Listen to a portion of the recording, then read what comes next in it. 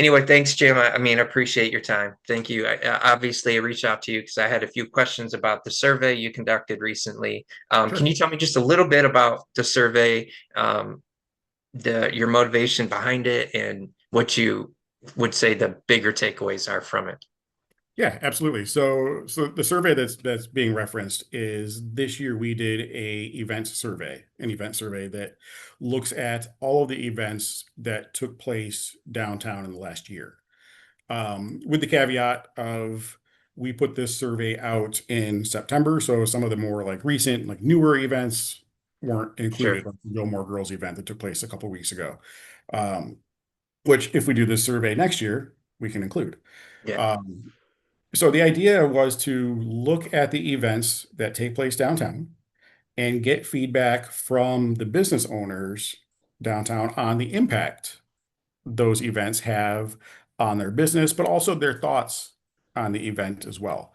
With the goal being that we collect feedback and information so that we can then take that and use that to evaluate the events that we put on in the downtown area, not only through the DDA, but then we also shared that information, with the chamber, with the optimists, with the city, so that they can also look at it as well, and hopefully look at it as constructive feedback and say, you know what, maybe there are some valid points here that we should be considering when we put on an event downtown, because ultimately the goal is to make the best not only event possible, but the best experience for the business community, but also the general public.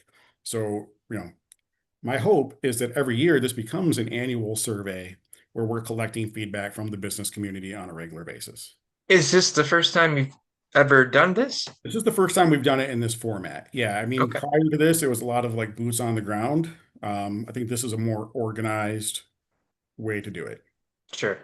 Yeah. Um, so there's one thing that I see, and I'll share this with the reader slash viewer. But we have a chart, and we have the perceived value of downtown Lapeer events, the business impact versus the community impact. Um, and at a glance, you see things like Back to the Bricks seems to have both strong business impact and community value. Right. Would you agree with that? Yeah. Yep. Okay. Um, Ladies Night Out is one that, again, very strong business impact and also really big community Right. value. Um, and then there are some other ones, and let's start with Nightmare on Epstein Street. Um, Maybe a little bit of business value, some community value. My guess is like that's a kind of a niche thing. You have to pay to attend. It's late at night.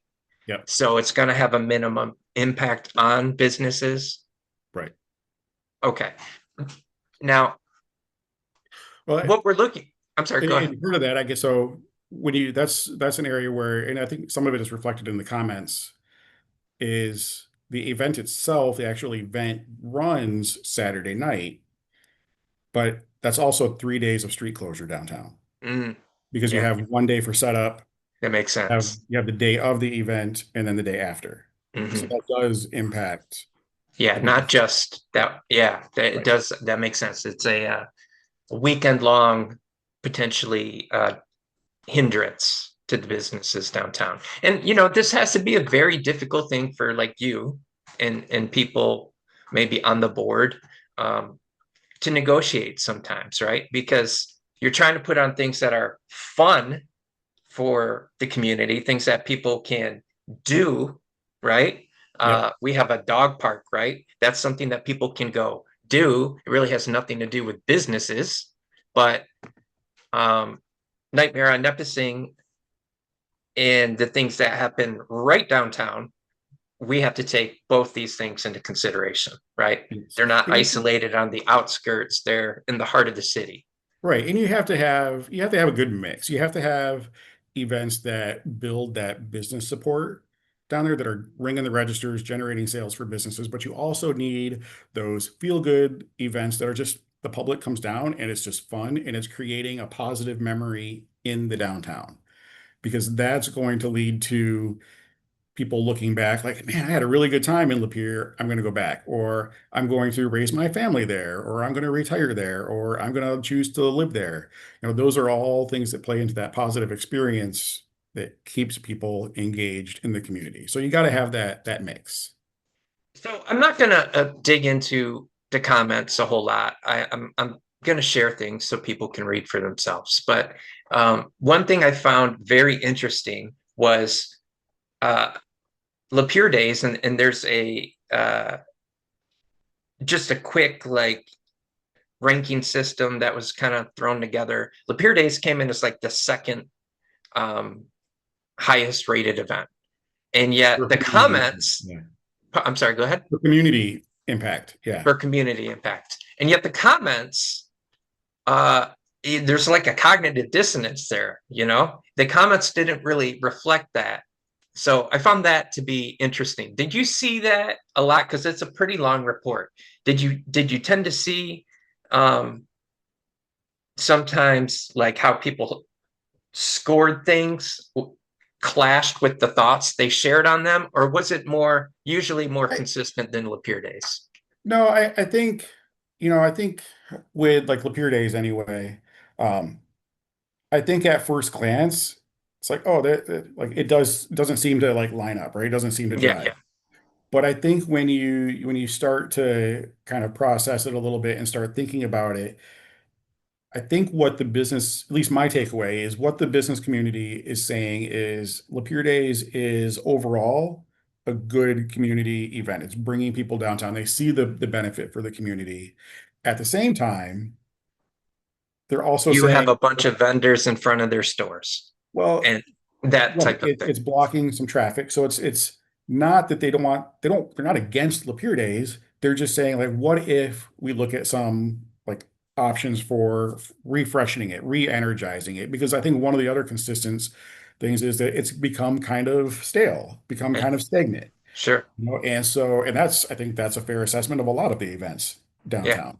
So how do we refreshing them, get more excitement, whether it's fresh branding or new activities or a different layout, whatever it might be. But how do we, make these events exciting again? How do we start bringing more people to the event, but also generating, good community vibe, but also ring some registers as well? Yeah. Yeah, for sure.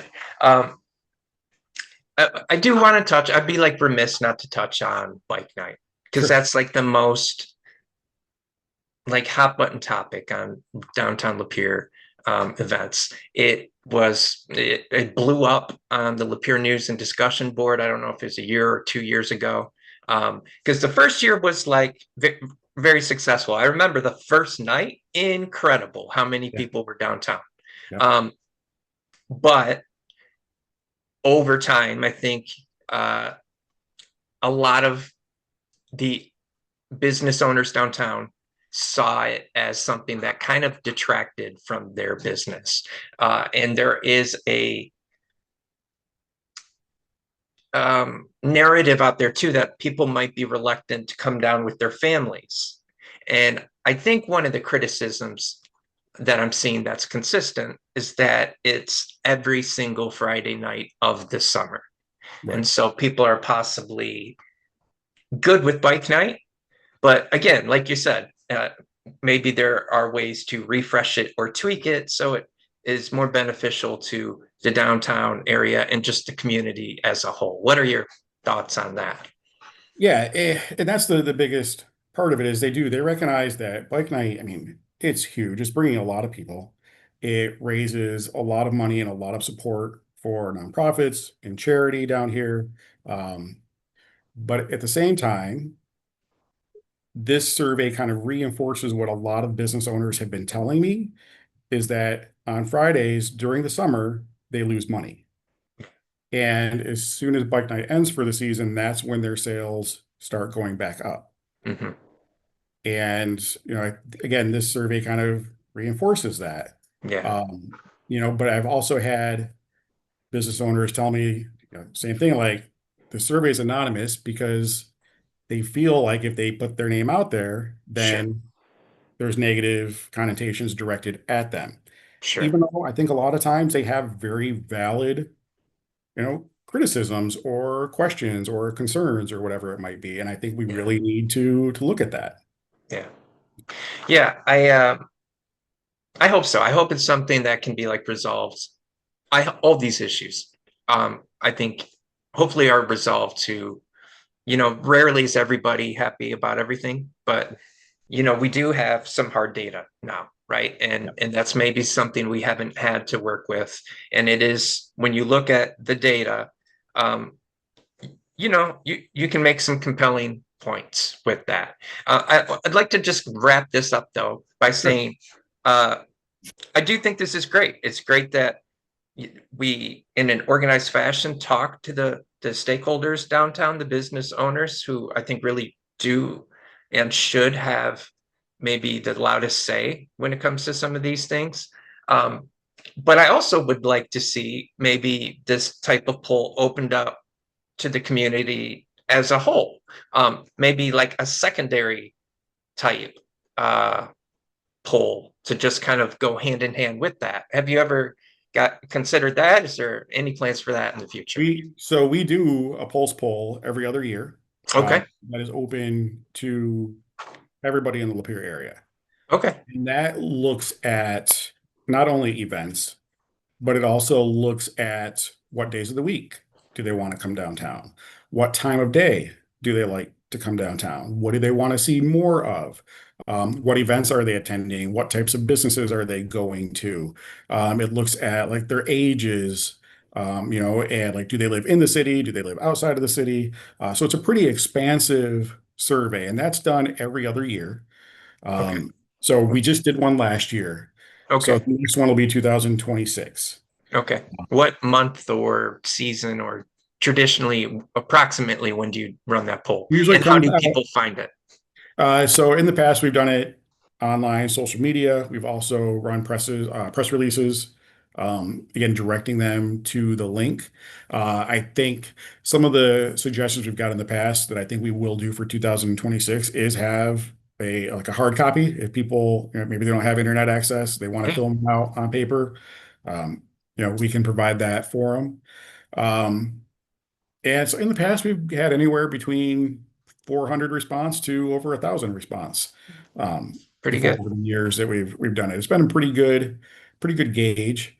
And that's one of my goals, and I just haven't had a chance to do it with this survey yet, but to Sure. compare the business survey of events with that Pulse Poll survey from last year and see like where does it line up and where are the differences. Yeah. So that'll be happening in the next couple weeks. Okay. Very cool. Very cool. Any like last thoughts, takeaways, any DDA news worth mentioning?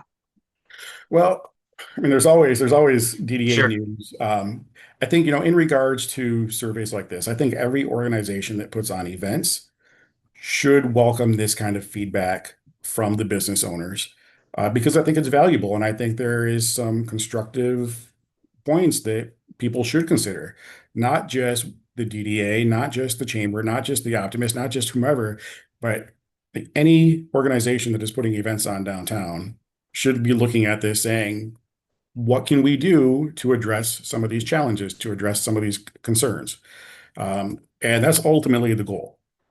Yeah. The other thing, that I think we really want to look at, and you're going to be seeing a lot of this coming out in the next few weeks, the next few months, and all through next summer, is next year, 2026, we are going to be in the city is going to be rebuilding the parking lot to the north side of Nepessing Street. It's going to be a massive total rebuild of that parking lot and Park Street as well.